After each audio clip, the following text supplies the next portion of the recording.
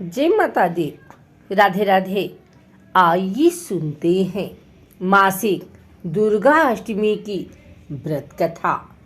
पौराणिक मान्यताओं के अनुसार प्राचीन काल में असुर दंभ को महिषासुर नाम के एक पुत्र की प्राप्ति हुई थी, जिसके भीतर बचपन से ही अमर होने की प्रबल इच्छा थी। अपनी इच्छा की पूर्ति के लिए उसने अमर होने का वरदान हासिल करने के लिए ब्रह्मा जी की घोर तपस्या आरंभ की। महिषासुर द्वारा की गई इस कठोर तपस्या से ब्रह्मा जी प्रसन्न हुए और उसे मनचाहा वरदान मांगने को कहा। ऐसे में महिषासुर, जो सिर्फ अमर होना चाहता था, उसने ब्रह्मा जी से वरदान मांगते हुए खुद को अमर करने के लिए उन्हें बाध्य कर दिया।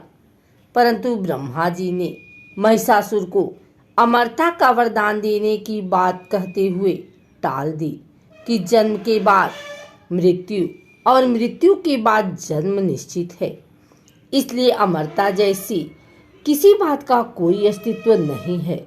जिसके बाद ब्रह्मा जी की बात सुनकर महिषासुर ने उनसे एक अन्य वरदान मांगने की इच्छा जताई और कहा कि ठीक है स्वामी, यदि मृत्यु होना तय है तो मुझे ऐसा वरदान दे दीजिए कि मेरी मृत्यु किसी स्त्री के हाथ से ही हो। इसके अलावा अन्य कोई दैत्य, मानव या देवता कोई भी मेरा वध न कर पाए। जिसके बाद ब्रह्मा जी ने महिषासुर को दूसरा वरदान दे दिया। ब्रह्मा जी द्वारा वरदान प्राप्त करते ही महिषासुर अहंकार से अंधा हो गया और इसके साथ ही बढ़ गया उसका अन्याय। मौत के भय से मुक्त होकर उसने अपनी सेना के साथ पृथ्वी लोक पर आक्रमण कर दिया। इससे धरती पर चारों तरफ से तबाही मच गई। उसके बल के आगे समस्त जीवों और प्राणियों को नतमस्तक होना ही पड़ा। जिसके बाद पृथ्वी और पाताल को अपने अधीन करने के बाद अहंकारी महिषासुर ने इंद्रलोक पर भी आक्रमण कर दिया, जिसमें उन्होंने इंद्रदेव को पराजित कर स्वर्ग पर भी कब्जा कर लिया।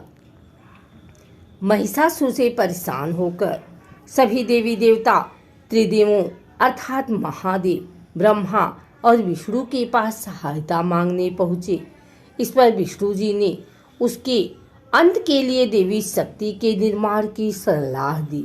जिसके बाद सभी देवताओं ने मिलकर देवी शक्ति को सहायता के लिए पुकारा और इस पुकार को सुनकर सभी देवताओं के शरीर में से निकले तेज ने एक अत्यंत खूबसूरत सुंदरी का निर्माण किया। उसी तेज से निकली माँ आदिशक्ति, जिसके रूप और तेज से सभी देवता भी आश्चर्यचकित हो गए।